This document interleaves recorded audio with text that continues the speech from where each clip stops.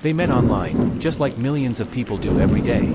He told her she was beautiful, special, the woman he had been searching for all his life.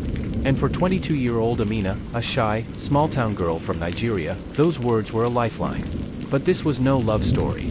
In just 3 months, her dream of marriage would turn into the most unimaginable nightmare, a journey that ended not with a wedding dress, but in a foreign hospital where her body was seen as nothing more than currency. Amina wasn't rich. She wasn't from a family of influence. She lived a simple life, helping her mother sell fabric at the market. But she had dreams, big dreams. She wanted to travel. She wanted to fall in love. She wanted a life where she didn't have to count coins at the end of the day just to afford dinner. Then came Daniel, or at least, that's the name he gave. He was charming, well-spoken, and claimed to be a businessman from Dubai. He found her through Facebook and told her he had been captivated by her smile. Every night, they spoke for hours. Voice calls turned into video calls. He sent her gifts, perfume, a gold-colored necklace. He told her he wanted to marry her. That he could bring her to Dubai, where they would start a life together. Amina's friends were skeptical, but in her heart, she believed. She wanted to believe. After 3 months of daily communication, Daniel said he wanted her to meet his family overseas. He would pay for her flight, her visa, everything. All she had to do was trust him. Amina told her mother she was leaving for love. Her mother cried, not because she didn't want her to go, but because she feared what she couldn't see. At the airport, Daniel's business partner met her. Not Daniel himself. He's busy, the man explained. She was handed her ticket, destination, Turkey. Not Dubai.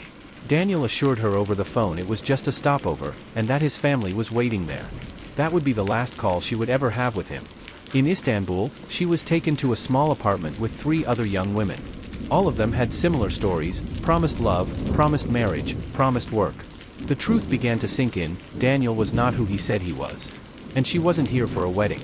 Over the next 2 days, they were told to rest. No phones. No contact with the outside world.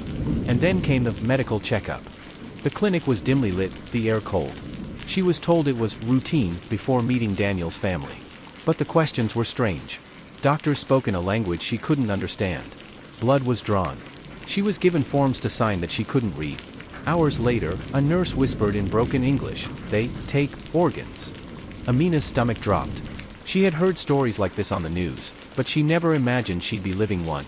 2 days later, she was drugged. Her last memory was a mask being pressed over her face. When she woke up, there was searing pain in her side. She had been told she had appendix surgery. But the scar was too large. The truth? Her kidney had been removed. Sold. And Amina was now worth less to them. One of the other girls managed to hide a phone. She contacted her family, who in turn reached out to Nigerian authorities. With the help of Interpol, a raid was carried out on the apartment. Amina was found, weak, dehydrated, and barely able to stand. But she was alive. The others, not all were so lucky. Back home, Amina faced a new reality. She would never be the same physically, the surgery had left her with chronic pain. Emotionally, the betrayal was deeper than the scar on her body. Daniel? Gone. His accounts deleted. His face, possibly even fake. The investigation continues to this day, but organ trafficking rings are sophisticated, moving victims across borders faster than the law can keep up. This is more than a cautionary tale. It is a brutal reminder that in the wrong hands, love can be weaponized. Amina's story is one of survival, but it could have ended very differently. If you're watching this, and someone you met online is promising you a dream life abroad, stop. Verify. Tell someone. Because for every Amina who makes it home, there are countless others who disappear without a trace. Subscribe for more true crime stories where we uncover the darkness hidden behind the screen.